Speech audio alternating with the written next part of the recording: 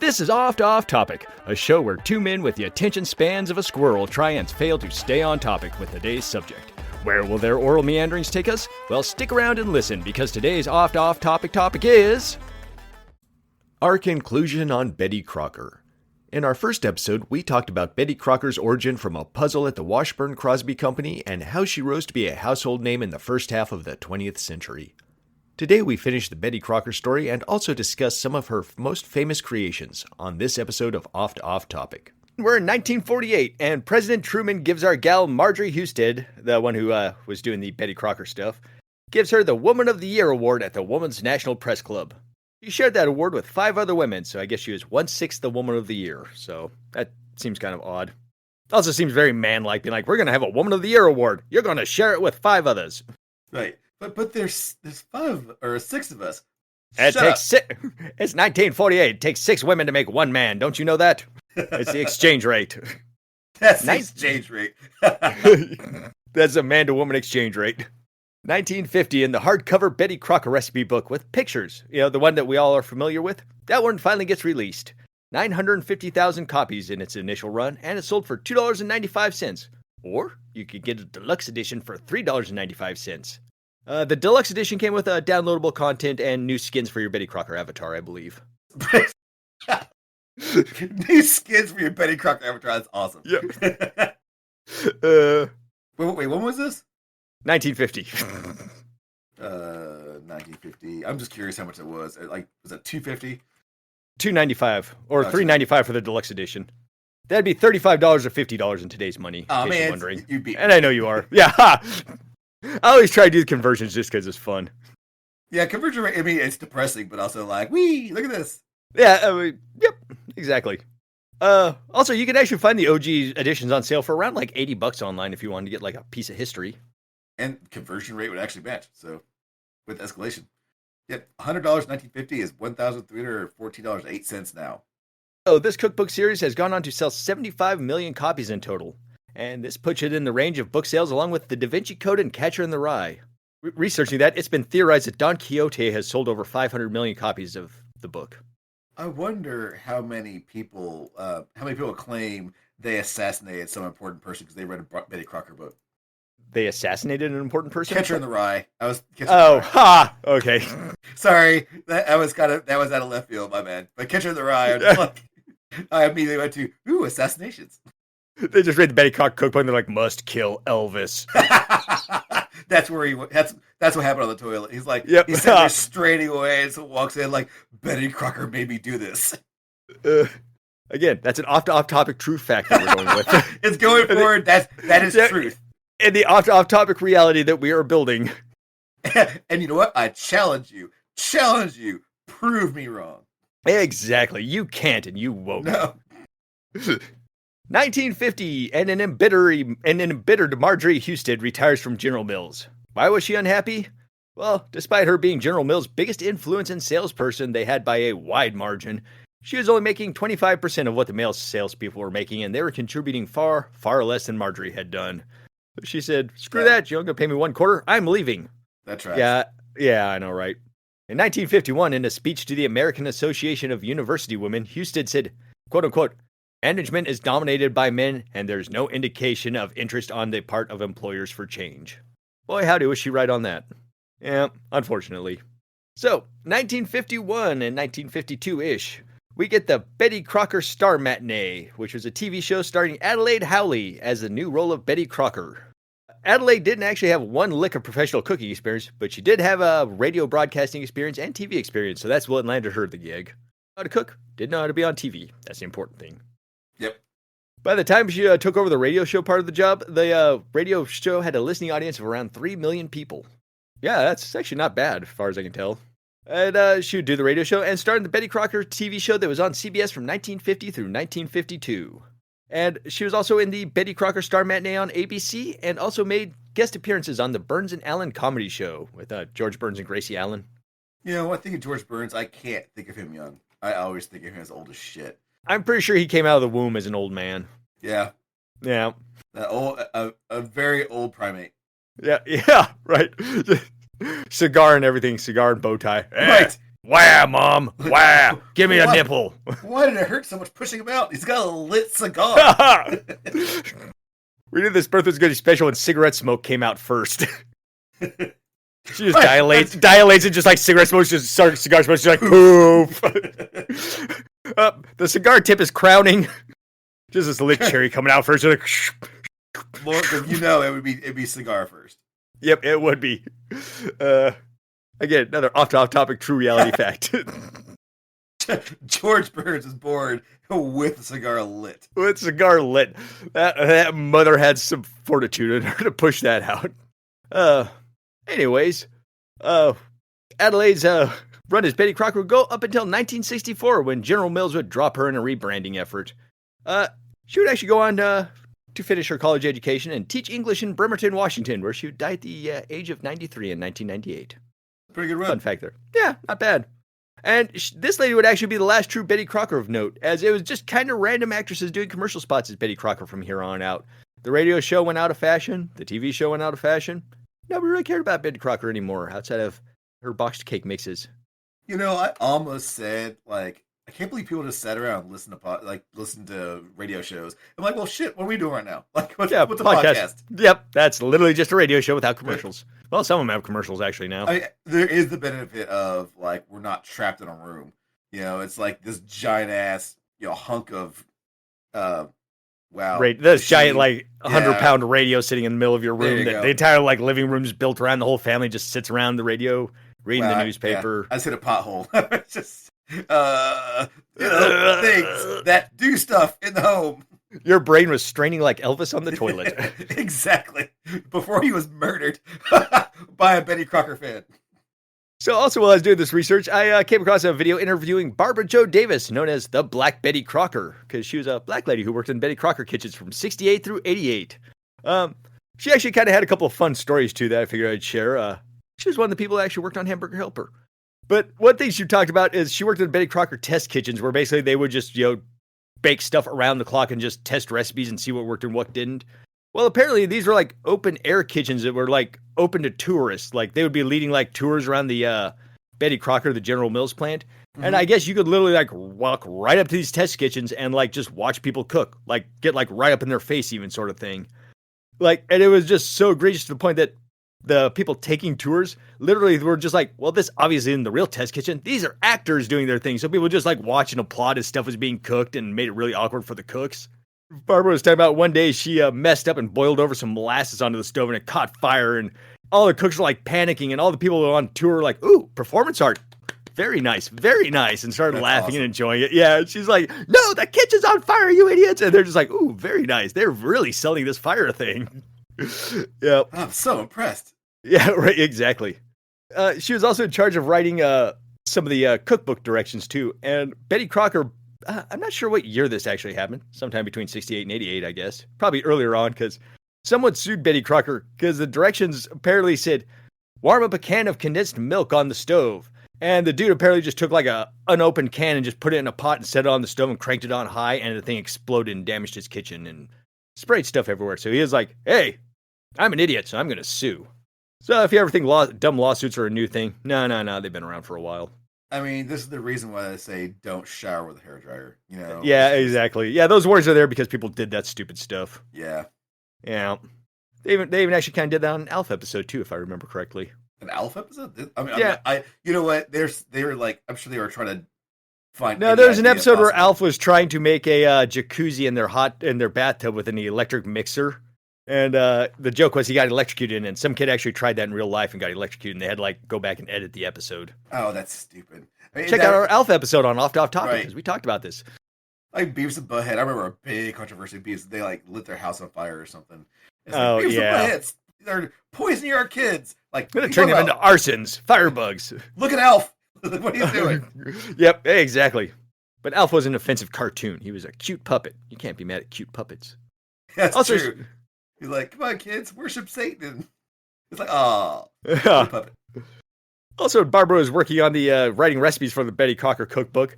There's a part where they had to punch holes in the top of a cake or a pie crust, and they used the term prick the pie crust several times, and apparently management came back. He's like, you cannot use the word prick in any of our recipes because people will think of penis immediately. She's like, oh, I guess that makes sense. Yeah, right. I know. It is so dumb. That's kind of actually more or less the story of the Betty Crocker kitchens. I got some little other fun facts too. One thing I noticed too, old cake commercials back from like in the 50s and 60s, people ate cake with their hands, not with a fork. Literally, all these commercials that I've seen is people like dudes in business suits with just like this giant slice of cake in their hand, just eating it straight out of their hand, or little kids doing it, being like, oh, this cake is deliciously moist. Ooh, I'm eating it with my bare hand. It's very strange to see people eating cake with their hands. That is strange. I mean, go check these other commercials. Literally, they're just reaching over, grabbing cake out of the pan, just like eating it in their hand. Just like, oh, look, I got a fistful of cake. Brr. Yeah, I don't know. It's odd. I don't know. I'm having trouble reconciling that. Yeah, I'll send you some of the commercials later because it's just dudes and like kids. It's always the guys eating cake too. I don't recall ever seeing a woman eating cake in these commercials I was seeing. Well, it's a woman's place to cook, cake. Not to eat. Right. She's supposed to make the cake, then go and sit down in the corner while the rest of the family eats the cake. Yep, exactly. And watch and then just compliment them the entire time until they're needed again. Right. So, here's a few things that the Betty Crocker kitchen has brought us over the years that we didn't have before. Bisquick, the pre-made biscuit powder. So, the story behind this is a Betty Crocker salesman ate some delicious biscuits while on a train trip in 1930. He went to compliment the chef, and the chef told him his secret. He was like, hey, how these biscuits are so great, I pre-make all the biscuit mix, and then I keep it on ice for this train trip, and basically, that way all the like lard and shortening and stuff doesn't melt down, and that way it stays super fresh, and that way my biscuits taste delicious. The secret is pre-made biscuit mix. And the salesman was like, fascinating. And he promptly went back to Betty Crocker and stole that idea. Of course he did. Yep, but they made it so you didn't have to refrigerate it, however. So instead of using like a lard and shortening, they just used good old hydrogenated oil in it. Oh, there you go. Yep. And no credit went to the guy. They was like, nope. Other than this like side footnotes you're going to find on like the back pages of the Betty Crocker website where it's like, oh yeah, this recipe was kind of stolen. Kind of, quote unquote. Or as they would say, perfected, probably. There you go. We didn't steal this, we refined his idea. This mad bastard wouldn't refrigerate it. We jump to the early 1970s. This is kind of interesting. And anchovies in South America are tired of being eaten. They say screw this, and they migrate elsewhere. And all of a sudden, South America does not have anchovies to farm. And what does this do? It has a ripple effect of beef prices soaring in America. Why? Because anchovies, I guess, were a big part of animal feed in South America, and all those anchovies led to higher prices in animal feed. So, next you know, beef prices skyrocket in America. And in order to make Americans make their ground beef last longer, Betty Crocker releases Hamburger Helper, and poor people mealtime would be changed forever. The original Hamburger Helper came out in 1971, and its flavors included beef noodle, potato stroganoff, hash, rice oriental, and chili tomato. And these flavors were picked due to them being familiar to American families at the time. And thus was born the anthropomorphic hand that would come out and tempt your children to eat Hamburger Helper. And that actually leads me right into my next statement, because also, 1979, a short film called Attack of the Helping Hand is released. It's about a woman making Hamburger Helper who gets attacked by the Hamburger Helper glove comes to life.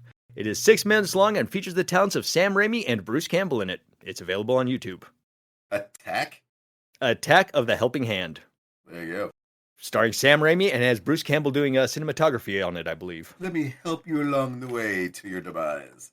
I will send you a clip of that later. Also, that led me to find Bruce Campbell and Sam Raimi doing the short film called The Blind Waiter, which was both genius and awful at the same time. Picture like the most Jerry Lewis wackadoo kind of like humor you've ever seen. Just like 15 minutes of that straight. Basically, Bruce Campbell plays a waiter who's blind, trying to serve people and doing an awful job, like pouring hot coffee in people's laps instead of their cup kind of stuff. Yeah. Hilarity ensues. I'll send you a copy of that later. Does it wear out welcome, though? I kept wanting to turn it off, but I couldn't just because I wanted to see what happened next. There you go. It also has the preliminary, remember in, what was that, Evil Dead 2 or Army of Darkness, or Ash has to scrape his face off the flat top because it's like burned onto it. It's got that joke in it. The very early version of that joke. Yeah. So anyways, there you go.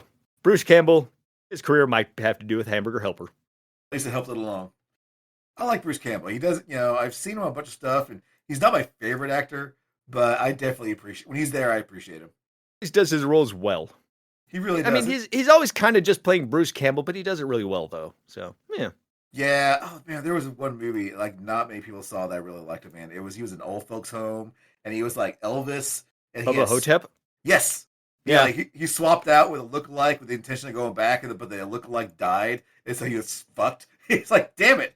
Yeah. Nobody has seen that. I haven't seen it, but I have heard it's actually pretty all right. I haven't seen it. It is pretty good. Yeah. I mean, I've heard it's different, and you got to be like, yeah, pretty good, as in. It's enjoyable. I mean, he's an old folk. Him and this dude, they like are roommates, and this Bubba Hotep being this like mummy thing that's go around and sucking the life out of old people. But because they're old people, people naturally just assume it's old age taking them. So no one thinks of anything. But they're like, no, there is this monster going around killing people, and they have to fight him and that old man trying to fight it. So that's kind of cool. Yeah, it's pretty good. It is by no like it will win 0 awards, but it is pretty good. It's not going to change my life forever, but it will make me go, that was worth it. There's one thing that kind of stands out that I hate, like, that pops in my head when I think of Old Folks Home. It's like, so apparently he had like an issue with his junk, and so the nurse had to come and like rub cream on there for him, and it wasn't sexy. It was like and since he couldn't get up anyway, it was just really just like her doing something. Well, because of all the stuff that's going on, I guess the adrenaline started pumping, and so she's applying it, and it works. And she gives him a look. He's like, "Will you help me with this?" And she's like, "No," and she just leaves. She's like, "I'm a nurse, not a prostitute." Yeah, she's kind of gives it the side eye, like, "No, that's not happening." Yeah, no. That's a very realistic exchange right there, I would imagine. Yeah, she's like, "Oh, you," and left. 1983, and General Mills releases Fruit Roll-Ups under the Betty Crocker label. And that means me and you are older than Fruit Roll-Ups, Nate. Let that sink in for a moment. I actually get bummed at how many things I'm older than. Like, older. You're older than ESPN also, and CNN, I think. No, take that. The story behind Fruit Roll-Ups was early 1900s, and a Syrian immigrant to New York named George Shaloub was locally famous for selling pieces of apricot leather from his store. In 1940s, his grandson Louis decided to individually wrap these pieces and distribute them and call it Joré. And this is basically the original fruit roll-up. And they basically had a corner on this market until the early 70s when a trade magazine did a story of the company and detailed how the fruit leather was made. Suddenly, every company in the world was trying their hand at making it, and Betty Crocker went into battle with the strategic might of General Mills and won the fruit leather wars of the 1980s. That's how we got fruit roll-ups. They stole it off a Syrian immigrant. Oh, there you go. There you go. I was never big in the fruit roll-ups. I never really got them as a kid, and I don't know, just I guess because I never got them as a kid, I just never really cared about them. So I might have had maybe 2 or 3 fruit roll-ups my entire life, and I don't know, maybe I'm missing out. I always quote unquote liked them because I never got them. But now that you mention, I don't know if I actually do really like fruit roll-ups that much. Yeah, I mean, when I do happen to see commercials, it's like, oh yeah, those exist. Yeah, I do know if people make homemade fruit roll-ups, those can be pretty bomb. Like made with actual, like real fruit and stuff. Oh yeah, yeah. I don't see that commercials nowadays because I mean, let's see. Well, we had YouTube TV for a minute, so the kids had to sit through commercials. But the big difference between the commercials now and the commercials then. Commercials now in the top left of the corner, they're like, there's 4 commercials, you're in commercial 1. So it's like a little timer. It actually had sometimes even a timer like, okay, this commercial is a minute. And so it's like, okay. I've seen on a little bar across the bottom. Yeah, if you know it's only gonna be like a minute or 90 or 90 seconds or whatever, it's like, well, I can sit through it, I guess. Yeah.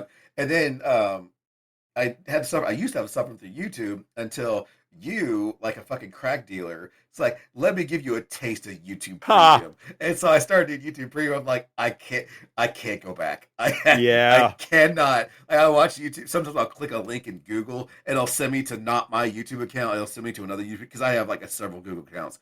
And it's like, I'll start off with a commercial. I'm like, I know. Damn it. This is not at all. Yeah, that. Also, I'll do that thing too where I send a lot of people YouTube videos like, watch this, and I realize, oh wait, they don't have YouTube Premium. They might have to sit through a bunch of commercials for this. Yeah.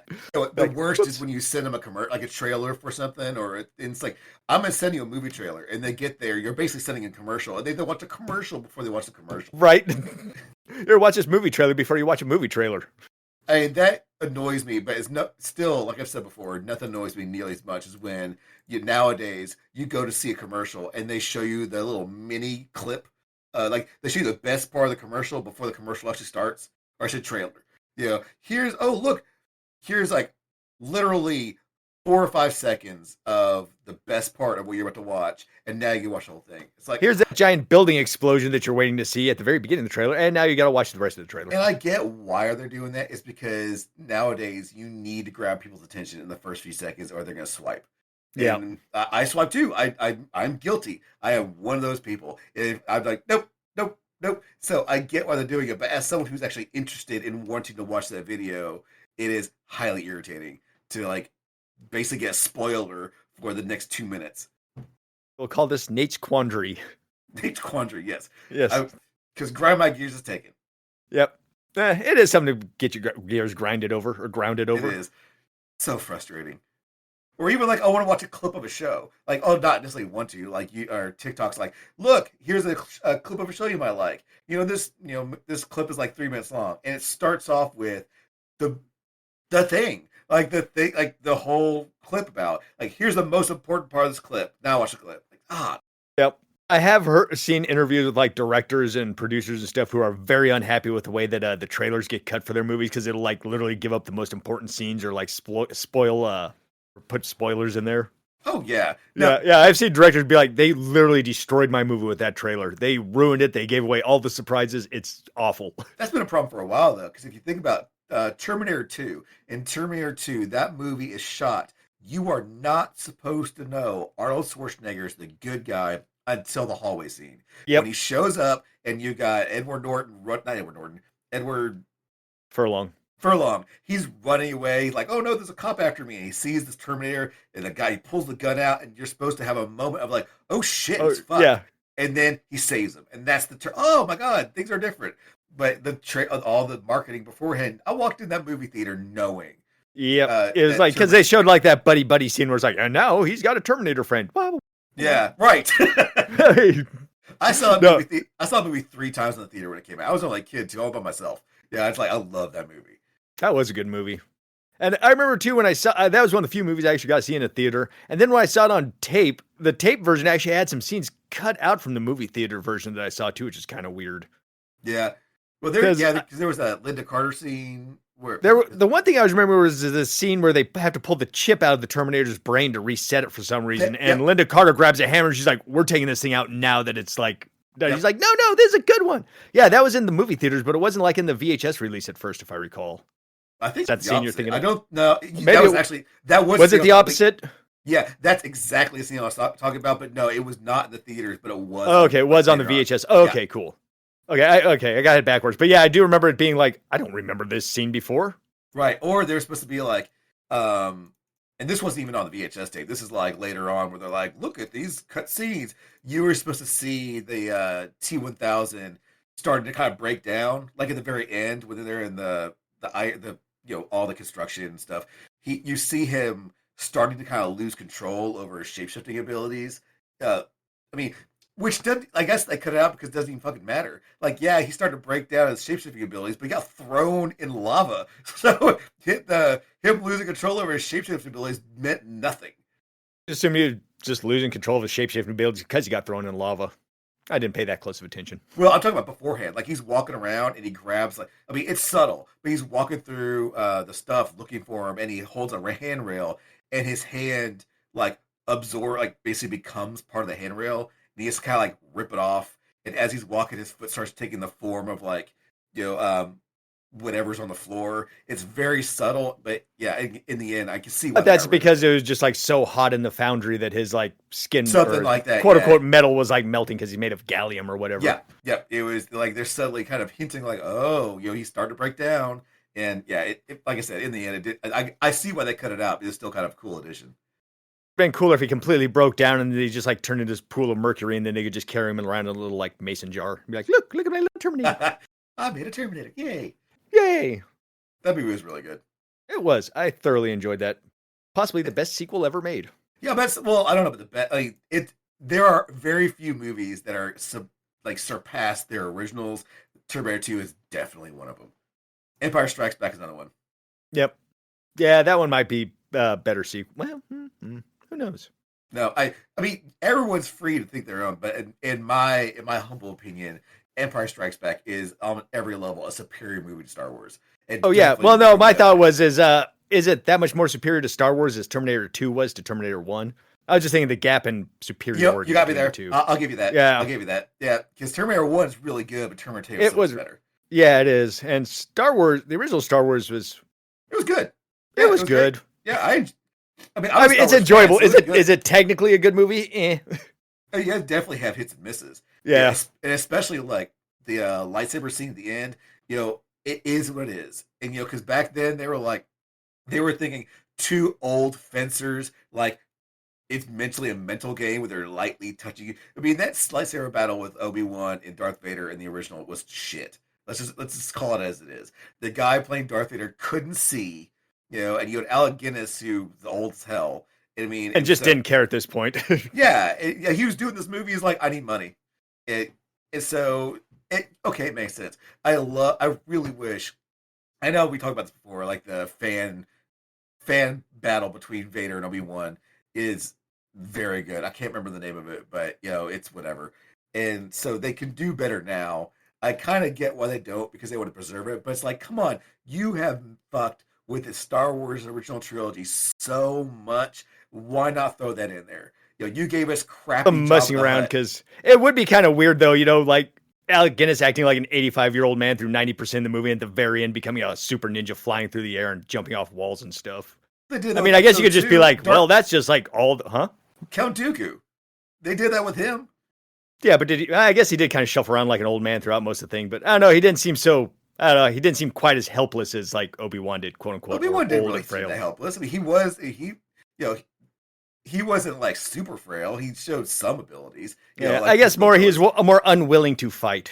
I guess would be a better term. Yeah, he's unwilling to fight because he did that whole catwalk thing. He snuck in. I mean, again, like it wasn't like he was jumping from platform to platform. And Count Dooku just always seemed ready to fight at a drop of a hat if he wanted to. Yeah. And man, Count Dooku, I have grown to like him as a character after the Disney Plus show that came out, kind of gave him a backstory. Because didn't dislike Count Dooku. I just didn't give a shit about him. And his name was too close to Dookie for you. Right. No, well, not just that. It was just dumb. Ha! Yeah, he showed up. He's like, I'm menacing, and then he got killed. And but like when they gave him kind of a backstory, you start to see, oh, okay, I can kind of. They show how he fell, and it made more sense. But that's the thing. Like, how much leeway do you give? Because a movie should be able to stand by itself. You shouldn't have to rely on like series to fill out these characters. Yeah, this is true. Like Anakin. I like Anakin a lot more than I did from this. I mean, I like Darth Vader, but Anakin I can kind of, I guess. But after the Clone Wars and all the stuff, and even especially the most recent, like Ahsoka, I mean, they've really flushed him out to now. It's like, oh, okay, he's awesome. But he wasn't awesome at the time. And now when you hear that how he hates sand speech, you just tear up and you're like, I get it, man. I finally get it. No, that is George Lucas and his, like, he's never spoken to a woman before. George Lucas writes some of the worst dialogue I've ever heard. There was actually a great, like, in the those comic book, Tad and Bink. Have you heard of that? I know you've heard of it because I showed it to you before, but that was way back in the day. But Tad and Bink is a comedic look at two side characters going through the Star Wars story. And as kids, they ran into Anakin. And so, like, he's 12 years old feeding Anakin lines to give to Padme. That's why he sounds like some kid trying to talk to a girl. Because he's literally being fed, like Roxanne. He's literally being fed lines from a kid to a girl. Roxanne? Wasn't that the movie with Steve Martin? Yeah. I never saw that. Based off Cyrano de Bergerac. Which was also based on an older black and white movie. That scene where this guy falls in love with a girl and he is in the bushes feeding him lines. Yeah, because because it's a romantic dude with a giant nose who's ugly kind of thing. And Cyrano de Bergerac. That's the name of the original story on that. I had no idea, so you knew more about it. I came out with Roxanne, you got all fancy and came out with the original. Roxanne is based off of Cyrano de Bergerac, which I don't know how old that story is, but it goes back a little ways, I think. I tip my hat to you, sir. Thank you very much. I know some of the weirdest dumb things you'll ever know. I like to pride myself on the fact I'll say something super intelligent followed by one of the dumbest things you'll ever hear, and then follow right back up with something super intelligent again, and just take you on a wild ride. Oh yeah, back to Betty Crocker.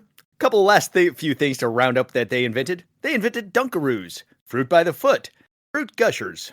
And that's pretty much it for the weird things that we eat day to day or see day to day. Also, Dunkaroos, I didn't even get to try those until I was in my 30s. Bad. I don't think I've ever had them. I mainly remember the commercials, Dunkaroos, Dunkaroos, how do you dunk your Dunkaroos? Isn't that a cartoon? Yeah, there's like a little kangaroo. Yeah. And for some reason, all I can picture is Rocco from Rocco's Modern Life when I'm thinking of that commercial. Oh, yeah, you should. I should. That makes perfect sense. It does. Well, kangaroos, Australia, dingoes, didgeridoos. And man, that show was so fucked up. Like, he worked at a sex line operation. And they never said it out loud, but if you look at like the stuff around him and what the implications, Yeah, he worked the for a sex implications. line. Like, I can't believe what they got away with in the 90s. Like, I love it, don't get me wrong, but man. Right. I get a feeling 90s might have been like golden era for cartoons because, like the higher ups are just like, it's cartoons. It's obviously kid stuff. We don't need to keep an eye on them. They'll censor themselves or something like that. And then they weren't aware a bunch of like pervy 40-year-olds were doing cartoons. I love it. Again, the things they get away with then, they can't get away with now. I mean, but then again, I don't know. It's you can put whatever you want on YouTube. So Yeah, this is true. Well, within reason. You might get demonetized. They probably won't take it down, but you'll get demonetized. But then again, if you're not monetized in the first place, who really cares? Yeah. I mean, if you just put it out there just for shits and giggles, it doesn't really matter if it's demonetized or not. Yeah, it's like there's a lot of people putting out Steamboat Willie stuff for shits and giggles all of a sudden. Although, I was just this morning reading an article by the guy who did that Winnie the Pooh horror movie that came out like right after the... Yeah, Winnie the Pooh thing, yeah. Yeah, before that copyright went up. And the dude who directed that movie said he's not even going to touch a Steamboat Willie thing because there's just too many fine details in what you can and can't do. Like, you cannot have Mickey wearing gloves, I guess, at all if you're going to do the Steamboat Willie thing, and he can't have red shorts, I don't think. Or any I think color it'd be very hyper specific. Only this one. Yeah, you have to you really got to know what you're doing. Otherwise, apparently Disney will come after you hard and heavy. So he's Disney, like, I'm not even going to touch that. He's like, Disney the Winnie the Pooh suing. one. Oh, they do. But you kind of got to, though, when you're that size of a company, sort of like Nintendo. I mean, you got so much wrapped up in your characters, you kind of got to. They do, but from what I understand, they do tend to go a little too far sometimes. Like, oh, Yeah. come on. We're going to make an example of you. Yeah. And it's sometimes it's like, oh, come on, guys, back off. Yeah. Little Sally didn't know she was doing. She thought she was making something cute. In some cases, sometimes these homemade things will actually fuel the fire for some of your characters to make a resurgence. That's exactly right. Like, sometimes you just sit back and just let them do it. I mean, hey, somebody found this old obscure Disney character from the 60s and brought them back to life, and now that's one of our biggest things. Even George Lucas with Star Wars, he still he was definitely of the mind don't make money off this, but he allowed people to post whatever they want Star Wars wise. Just as long there's some good fan films out there and stuff. Just as long as they weren't selling tickets and making money off of it. Yeah, or say this is an officially licensed thing. Right. George Lucas approved. I've seen some pretty badass Darth Vader stuff that people made, and saw a really badass Darth Maul one. There's been some really good fan films out there that, again, it's just people for the love of the game, they made it. Yeah, it's one of the reasons I hated the most recent Star Wars movie. What was it? The Return of the Jedi or whatever it was, Last Jedi. Not Return of the Jedi. Yeah, Return of the Jedi was a third. It wasn't that one last Rise of the Skywalker? Rise of Skywalker. There we go. Yeah. There's so many reasons to hate that fucking movie. Well, part of the reason I really hated it too is because the day before I watched it, I watched a bunch of Star Wars fan films, and some of those fan films were noticeably better on their writing, and even some of the special effects were better on those fan films. It's they told a better story in a half an hour on YouTube than that entire movie did in 2 hours or whatever it was. Yeah, yep. Sure enough. I mean, it's so infuriating too. It's oh man, you guys have the budget of the gods and you put out crap. How is this possible? I almost feel like Obi-Wan screaming at these people, screaming at Lucas, "You were the chosen one." Yeah, exactly. you were supposed to make better movies, not dog shit. Yeah, we're supposed to move forward, not backwards. Not ever spinning in a circle.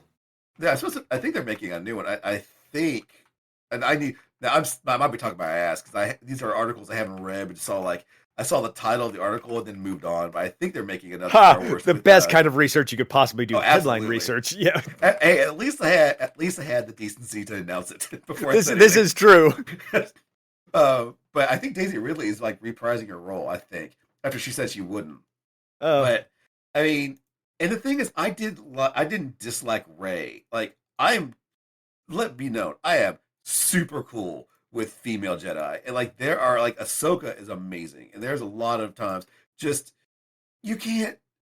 She did no one even told her she had powers, and she's mind controlling a stormtrooper to let her go, and she's dealing with a dude who's like, and they're like, oh, but she's so powerful in the Force. Fair, okay, I'll give you a grant, fine. But then she like, I think actually I'm going back into the first movie, not the last one, but then she fights Kylo Ren toe to toe, and you can say, oh, he was wounded, but he's still trained by Luke Skywalker, trained by big ugly motherfucker, and then like I don't know, it just, and then the last one, she just so many problems, and then again as a Star Wars lover, and again I'm not crazy, like I don't know every in and out, but you started with the Sith stuff, like why the whole thing about the Sith stuff is like there's one master, one apprentice. Now there was Sith absolutely way back in the day in the Old Republic where there was a lot of them, but they all got wiped out by Darth Bane, and that was kind of like I don't know, like where did all the Sith people come from? Where did they get the manpower to build those ships? And if they like, how did all those people get through? I mean, they made it seem like getting through that large thing was a big deal. The whole movie was about like, let's find the secret map to get there. And they almost die, go through the storm, but somehow in a span of like 30 minutes, a whole armada comes out of nowhere. They all just traverse it with no problem. I don't know. I'm gonna stop now. Stop. It's fine. It's fine. Yeah, It's fine. Star Wars movies are best if you don't think about them past It's the fine. initial. Oh, look, flashing lights, neat. It's all good. It's fine. It's fine. It's fine. Deep breaths, Nate. Deep breaths. It'll be okay. Calm and serenity. Calm and serenity. Oh. Breathe deep and relax. So, there you go. There's Betty a history Crocker. on Betty Crocker and Star Wars. What does Betty Crocker think of Star Wars? Who knows? Right. But beware. Like, if Star Wars comes up, Nathan will not shut the fuck up. Ha! He has points to talk about and points to make. And he will not be silenced. And he is highly upset about certain things. This is where the ending jingle goes. This is where the ending jingle goes. I don't know if we need one. I don't know if we'll get one. But if we do, then here is where it goes.